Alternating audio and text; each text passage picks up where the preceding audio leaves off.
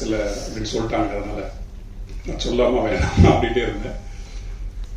அது கடந்த கால வாழ்க்கை எல்லாருக்குமே தெரியும், குடிகார வாழ்க்கை தான். அதனால அதற்கு முன்னாடி நான் சில பேருக்கு இங்கே நன்றி சொல்லணும் அப்படின்னு நினைக்கிறேன். எல்லோருக்கும் வணக்கம். முதல்ல பாலாஜி தரணிதரன் அண்ணா இங்கே வந்ததுக்கு அவருக்கு ரொம்ப நன்றி.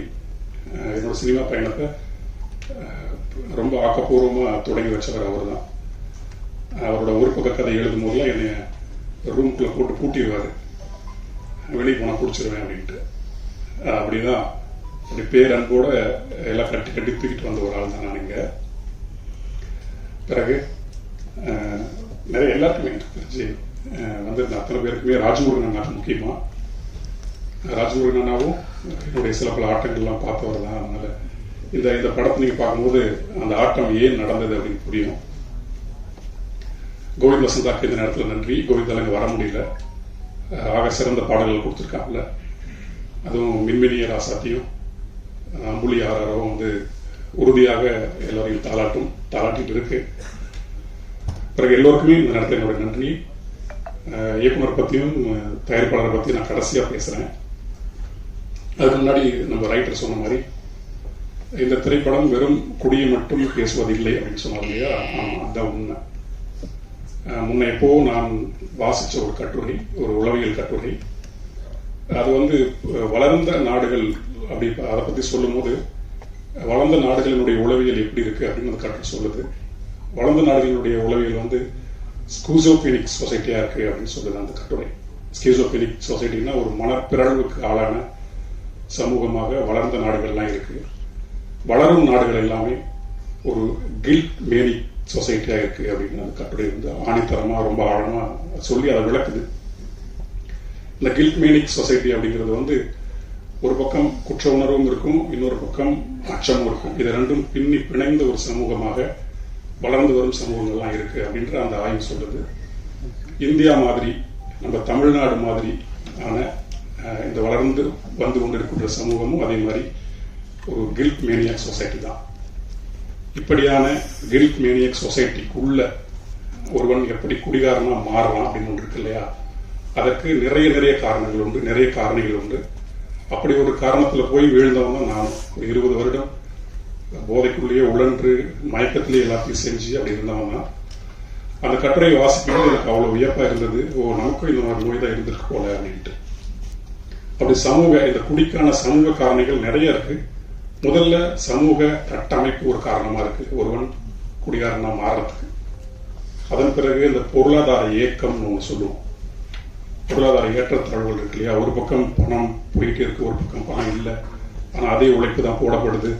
ஆனால் வரலங்கும் போது கிடைக்கக்கூடிய அந்த ஏக்கம், அந்த ஏக்கத்தை வெளிப்படுத்த முடியாம செயல்படுத்த முடியாம இருக்கக்கூடிய அந்த ஆற்றாமை, இந்த இயலாமை, இது எல்லாமே டபாலும் தள்ளி கொண்டு போய் போதை பக்கம். இந்த பொருளாதார ஏக்கம் உண்டு. பிறகு நாம் வாழக்கூடிய இந்த சமூகத்திற்குள்ள, இந்த நவீன சமூகத்துக்குள்ள அந்நியமா நாம் ஆயிடும். ஏதாவது ஒரு வகையில ஒரு எலிமெண்ட் நடப்பறோம். அது ஒரு பெரிய காரணமா இருக்கு ஒருவன் போதைக்குள்ள ரொம்ப சுலபமா போறதுக்கு. அதன் பிறகு அந்த தந்தையின் அந்த மேலாதிக்கம் ஒன்று இருக்கு இல்லையா? சின்ன குழந்தையிலிருந்து ஒரு தாயினுடைய மேலாதிக்கம் ஒரு குழந்தையை வளர்ந்த பிறகு ரொம்ப ஈஸியா கொண்டு போய் குடிக்குள்ள விட்டுரும். அதே மாதிரிதான் தாயினுடைய மேலாதிக்கமும் ரொம்ப டாமினேட் பண்ணிட்டே இருக்கும் போது இல்லையா? அந்த குழந்தை சின்ன வயசுல தெரியாம இருந்தாலும் ஒரு கட்டத்துக்கு மேல போதைக்குள்ள போய் ரொம்ப ஈஸியா விழுந்துருக்கு. அப்படி வீழ்த்தப்பட்டவன் தான் நானும் ஒருத்தன். இப்படி நிறைய காரணங்கள் இருக்கு. அகக்காரணங்களா நிறைய இருக்கு. இப்ப நான் சொன்னதெல்லாம் புறக்காரணங்களா இருக்கு.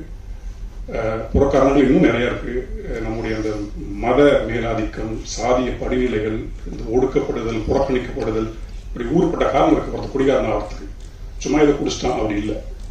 குடிங்கிறது தப்பா இருந்தாலுமே அதற்கு பின்னால் இவ்வளவு பேருடைய பங்கு இருக்கு ஒரு தனி மனிதன் குடிகாரனா ஆகிறதுக்கு. அகக்காரணங்களா நிறைய இருக்கு. தனிமை உணர்வுங்கிறது ஒண்ணு.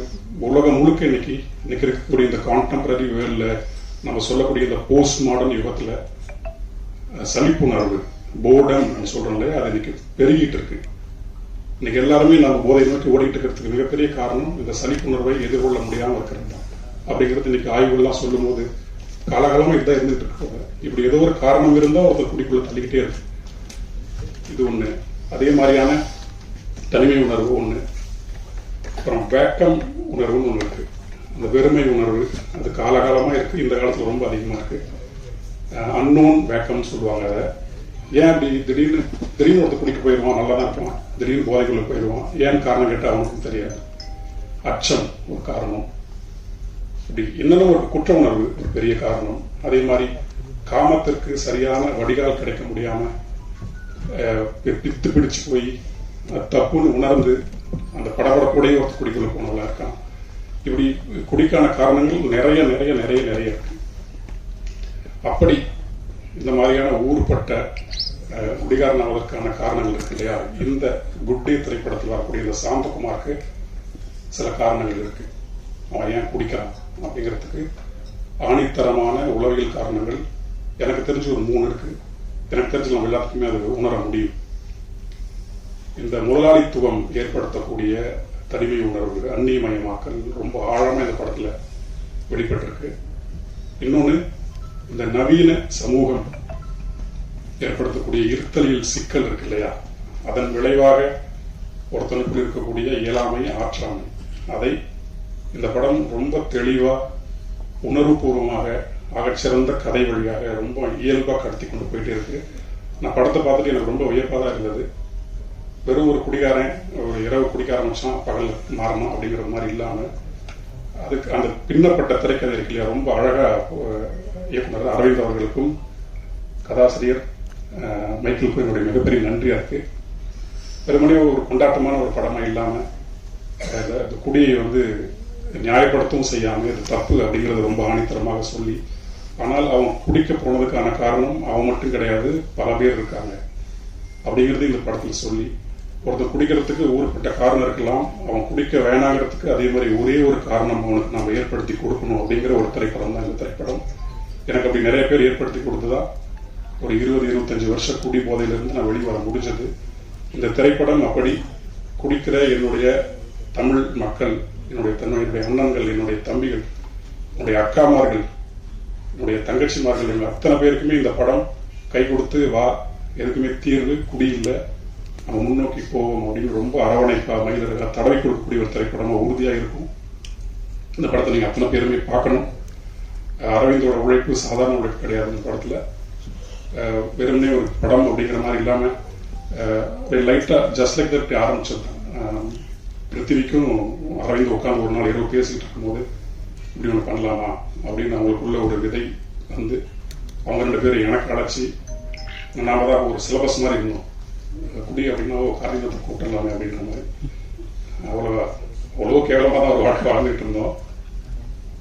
ஆமா, அப்புறம் நாங்களும் போய் உட்காந்து பேச பேச ஒரு 2 மணி நேரம் 3 மணி நேரம் பேசினதெல்லாம் ஒரு ரெக்கார்டில் பண்ணி, அதன் பிறகு சில ஒரு திரைக்கதைக்கு தேவையானதெல்லாம் சில இருக்கு இல்லையா, மக்கள்கிட்ட காமிக்கும் போது வெறுமனே அதை கொடுக்க முடியாது.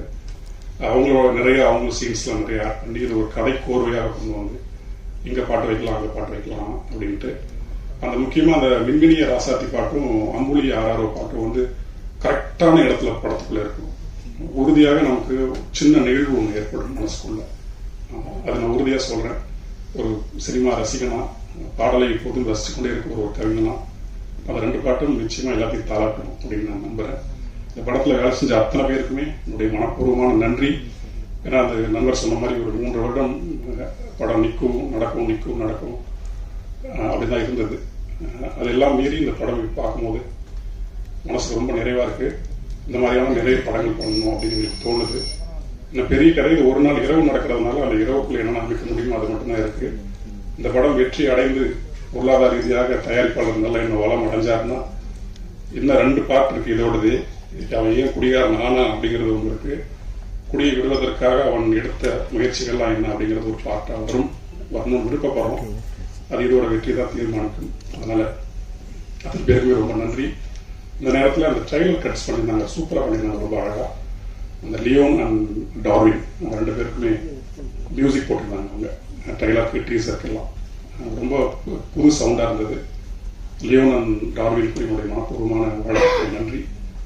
ராஜமுருகன்னா இந்த மேடையில் எங்களுக்காக இருந்து இதை நிறைய முன்னெடுத்து கொடுத்தவர் அவர் தான். இது இப்படிலாம் போகலாம் அப்படிலாம் போகலான்னு ஒரு வழிகாட்டியாக இருந்து முன்னெடுத்து கொடுத்தவர். எனக்கு இந்த நேரத்தில் தம்பியாக மனப்பூர்வமான நன்றி. இப்போதைக்கு இதுதான் போகுதுன்னு நினைக்கிறேன். ரொம்ப நன்றி.